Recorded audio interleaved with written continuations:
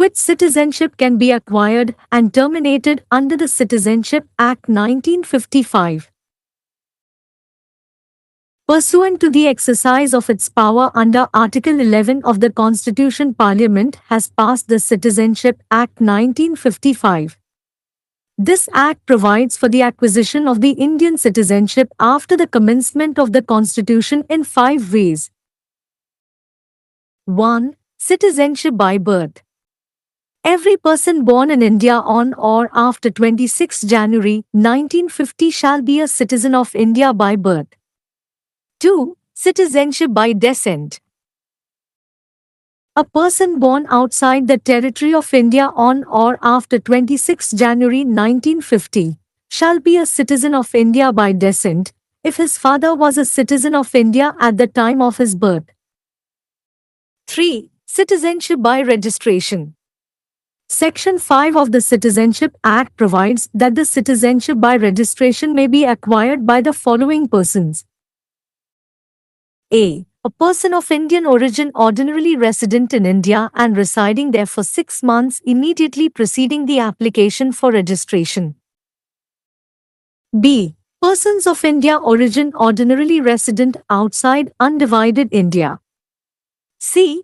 Women married to Indian citizens. D. Minor children of Indian citizens. E. Persons of full age and capacity who are citizens of a Commonwealth country mentioned in the first schedule.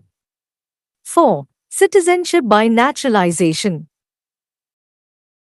The central government may, on application made in the prescribed manner by any person of full age and capacity who is not a citizen of countries specified in the first schedule, if satisfied that the applicant is qualified for naturalization, grant him a certificate of naturalization.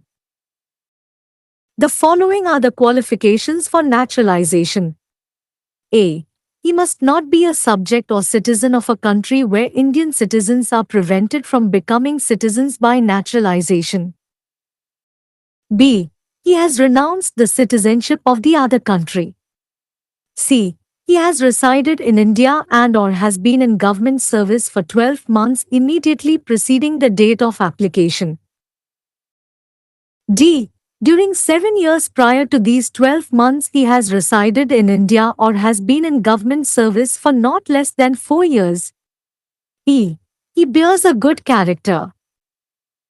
F. He takes an oath of allegiance. G. He has an adequate knowledge of a language recognized by the Constitution of India. H. After naturalization he intends to reside in India or enter into service with Government of India, international organization or a society or company in India. 5. Citizenship by incorporation of Territory of India. According to Section 7 of Citizenship Act, 1955, if any new territory becomes part of India, the Government of India shall specify the persons of the territory to be citizens of India. 2. Termination of citizenship. A citizen of India by naturalization, registration, domicile and residence may be deprived of his citizenship by an order of the central government, Section 9, 10, on the ground of obtaining the citizenship by fraud or misrepresentation, disloyalty towards the Indian Constitution, communication with India's enemy during war, imprisonment for longer than 2 years within 5 years of registration or naturalization, or residing outside India for longer than 7 years at a time. This provision does not apply during a war in which India may be engaged until the government otherwise directs.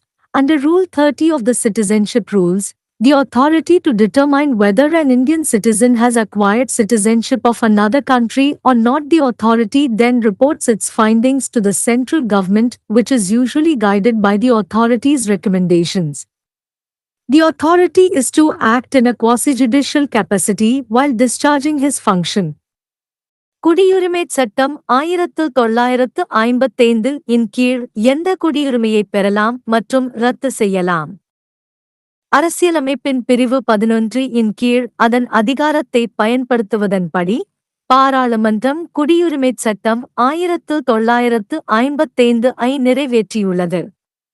அரசியலமைப்புச் சட்டம் தொடங்கிய பிறகு இந்திய குடியுரிமையைப் பெறுவதற்கு இந்தச் சட்டம் 5 வழிகளில் வழங்குகிறது. 1. பிறப்பால் குடியுரிமை. ஜனவரி 26, 1950 அன்று அல்லது அதற்குப் பிறகு இந்தியாவில் பிறந்த ஒவ்வொரு நபரும் பிறப்பால் இந்திய குடிமகனாக இருப்பார். 2. வம்சாவளி மூலம் குடியுரிமை. ஜனவரி 26, 1950 அன்று அல்லது அதற்குப் பிறகு இந்தியாவின் எல்லைக்கு வெளியே பிறந்த ஒருவர், அவரது தந்தை பிறக்கும்போது இந்திய குடிமகனாக இருந்தால், அவர் வம்சாவளி மூலம் இந்திய குடிமகனாக இருப்பார். 3. பதிவு மூலம் குடியுரிமை.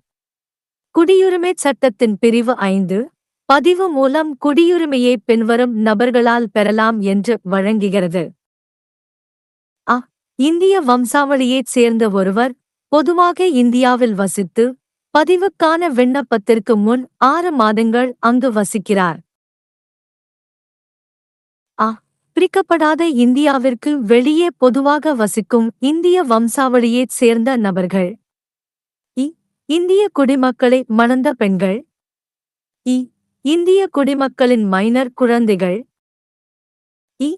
முதல் அட்டவணையில் குறிப்பிடப்பட்டுள்ள ஒரு காமன்வெல்த் நாட்டின் குடிமக்களாக இருக்கும் முழு வயது மற்றும் திறன் கொண்ட நபர்கள். 4. இயற்கைமயமாக்கல் மூலம் குடியுரிமை. முதல் அட்டவணையில் குறிப்பிடப்பட்டுள்ள நாடுகளின் குடிமகனாக இல்லாத முழு வயது மற்றும் திறன் கொண்ட எந்தவொரு நபரும் பரிந்துரைக்கப்பட்ட முறையில் விண்ணப்பித்ததன் பேரில் விண்ணப்பதாரர் இயற்கைமயமாக்கலுக்கு தகுதியானவர் என்று திருப்தி அடைந்தால், அவருக்கு இயற்கைமயமாக்கல் சான்றிதழை வழங்க மத்திய அரசு அனுமதிக்கலாம். குடியுரிமைக்கான தகுதிகள் பின்வருமாறு. அ. இந்திய குடிமக்கள் இயற்கைமயமாக்கல் மூலம் குடிமக்களாக மாறுவதைத் தடுக்கும் ஒரு நாட்டின் குடிமகனாகவோ அல்லது குடிமகனாகவோ இருக்கக்கூடாது. அ. அவர் மற்றொரு நாட்டின் குடியுரிமையை துறந்துள்ளார். இ. அவர் இந்தியாவில் வசித்து வருகிறார் மற்றும் அல்லது விண்ணப்ப தேதிக்கு முன்னதாக 12 மாதங்கள் அரசு பணியில் இருந்துள்ளார். இ. இந்த 12 மாதங்களுக்கு முந்தைய 7 ஆண்டுகளில் அவர் இந்தியாவில் வசித்து வருகிறார் அல்லது 4 ஆண்டுகளுக்கு குறையாமல் அரசு பணியில் இருக்கிறார். இ. அவர் நல்ல குணம் கொண்டவர். எஃப். அவர் விசுவாச பிரமாணம் எடுத்துக்கொள்கிறார். ஏ. இந்திய அரசியலமைப்பால் அங்கீகரிக்கப்பட்ட ஒரு மொழியில் அவருக்கு போதுமான அறிவு உள்ளது. எச். குடியுரிமை பெற்ற பிறகு அவர் இந்தியாவில் வசிக்க அல்லது இந்திய அரசு, சர்வதேச அமைப்பு அல்லது இந்தியாவில் ஒரு சமூகம் அல்லது நிறுவனத்தில் பணியில் சேர விரும்புகிறார். 5. இந்திய பிரதேசத்தை இணைப்பதன் மூலம் குடியுரிமை. குடியுரிமைச் சட்டம் 1955 இன் பிரிவு 7 இன் படி, எந்தவொரு புதிய பிரதேசமும் இந்தியாவின் ஒரு பகுதியாக மாறினால், இந்திய அரசாங்கம் அந்த பிரதேசத்தின் நபர்களை இந்திய குடிமக்களாக குறிப்பிடும். 2. குடியுரிமையை முடித்தல். குடியுரிமை, பதிவு, இருப்பிடம் மற்றும் வசிப்பிடத்தின் மூலம் குடியுரிமை பெற்ற இந்திய குடிமகனின் குடியுரிமை மத்திய அரசின் உத்தரவின்படி பிரிவு 9, 10 பறிக்கப்படலாம். மோசடி அல்லது தவறான பிரதிநிதித்துவம் மூலம் குடியுரிமை பெறுதல், இந்திய அரசியலமைப்பின் மீது விசுவாசமின்மை, போரின் போது இந்தியாவின் எதிரியுடன் தொடர்பு கொள்ளுதல், பதிவு அல்லது குடியுரிமை பெற்ற 5 ஆண்டுகளுக்குள் 2 ஆண்டுகளுக்கு மேல் சிறைத் தண்டனை அல்லது ஒரே நேரத்தில் 7 ஆண்டுகளுக்கு மேல் இந்தியாவிற்கு வெளியே வசித்தல் ஆகியவற்றின் அடிப்படையில் இந்தியா ஈடுபடக்கூடிய ஒரு போரின் போது ஒரு இந்திய குடிமகன் வேறொரு நாட்டின் குடியுரிமையை பெற்றுள்ளாரா இல்லையா என்பதை தீர்மானிக்கும் அதிகாரத்தை அரசாங்கம் வேறுவிதமாக குடியுரிமை விதிகளின் விதி 30 இன் கீழ் இயக்கும் வரை இந்த விதி பொருந்தாது. பின்னர் அதிகாரசபை அதன் கண்டுபிடிப்புகளை மத்திய அரசுக்கு தெரிவிக்கிறது.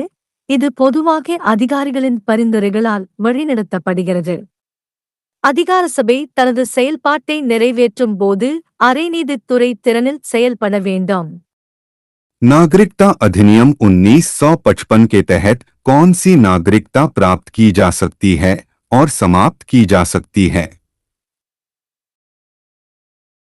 संविधान के अनुच्छेद 11 के तहत अपनी शक्ति के प्रयोग के अनुसार संसद ने नागरिकता अधिनियम 1955 पारित किया है। यह अधिनियम संविधान के लागू होने के बाद 5 तरीकों से भारतीय नागरिकता प्राप्त करने का प्रावधान करता है। 1. जन्म से नागरिकता। 26 जनवरी 1950 को या उसके बाद भारत में जन्मा प्रत्येक व्यक्ति जन्म से भारत का नागरिक होगा। 2. वंश से नागरिकता। 26 जनवरी 1950 को या उसके बाद भारत के क्षेत्र के बाहर जन्मा कोई व्यक्ति वंश से भारत का नागरिक होगा, यदि उसके जन्म के समय उसके पिता भारत के नागरिक थे। 3. पंजीकरण द्वारा नागरिकता। नागरिकता अधिनियम की धारा 5 में प्रावधान है कि पंजीकरण द्वारा नागरिकता निम्नलिखित व्यक्तियों द्वारा प्राप्त की जा सकती है। क. भारतीय मूल का व्यक्ति जो सामान्य रूप से भारत में रहता है और पंजीकरण के लिए आवेदन करने से ठीक पहले 6 महीने तक वहां रहा हो।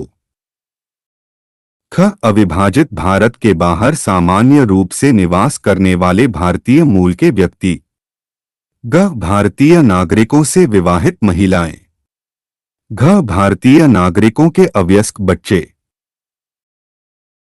न. पूर्ण आयु और क्षमता वाले व्यक्ति जो प्रथम अनुसूची में उल्लिखित राष्ट्रमंडल देश के नागरिक हैं। 4. प्राकृतिकीकरण द्वारा नागरिकता।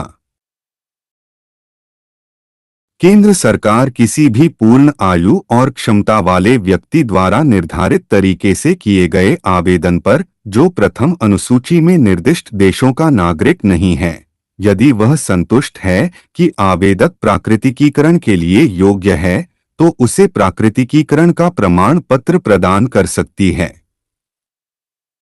प्राकृतिकीकरण के लिए निम्नलिखित योग्यताएं हैं। क. वह किसी ऐसे देश का नागरिक या प्रजा नहीं होना चाहिए जहां भारतीय नागरिकों को प्राकृतिकीकरण द्वारा नागरिक बनने से रोका जाता है। ख. उसने दूसरे देश की नागरिकता त्याग दी है। ग. वह भारत में निवास कर चुका है और यह आवेदन की तिथि से ठीक पहले 12 महीने तक सरकारी सेवा में रहा है। घ. इन 12 महीनों से पहले 7 वर्षों के दौरान वह भारत में रहा हो या कम से कम 4 वर्षों तक सरकारी सेवा में रहा हो। म. उसका चरित्र अच्छा हो। च. उसने निष्ठा की शपथ ली हो। छ. उसे भारत के संविधान द्वारा मान्यता प्राप्त किसी भाषा का पर्याप्त ज्ञान हो।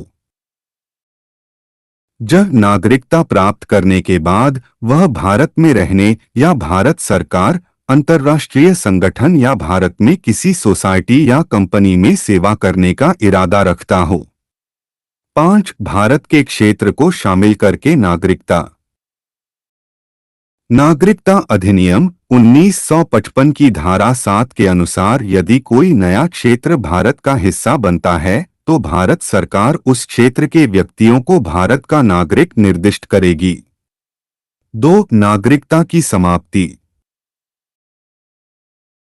नागरिकीकरण, पंजीकरण, अधिवास और निवास द्वारा भारत का नागरिक धोखाधड़ी या गलत बयानी द्वारा नागरिकता प्राप्त करने, भारतीय संविधान के प्रति निष्ठाहीनता, युद्ध के दौरान भारत के दुश्मन के साथ संचार, पंजीकरण या प्राकृतिककरण के 5 वर्षों के भीतर 2 साल से अधिक समय तक कारावास या एक बार में 7 साल से अधिक समय तक भारत से बाहर रहने के आधार पर केंद्र सरकार के आदेश धारा 9-10 द्वारा अपनी नागरिकता से वंचित किया जा सकता है। यह प्रावधान किसी ऐसे युद्ध के दौरान लागू नहीं होता है जिसमें भारत शामिल हो सकता है, जब तक कि सरकार अन्यथा निर्देश न दे। नागरिकता नियमों के नियम 30 के तहत यह निर्धारित करने के लिए प्राधिकरण की किसी भारतीय नागरिक ने किसी अन्य देश की नागरिकता प्राप्त की है या नहीं। प्राधिकरण तब अपने निष्कर्षों की रिपोर्ट केंद्र सरकार को देता है, जो आमतौर पर प्राधिकरण की सिफारिशों द्वारा निर्देशित होती है। प्राधिकरण को अपने कार्य का निर्वहन करते समय अर्धन्यायिक क्षमता में कार्य करना होता है।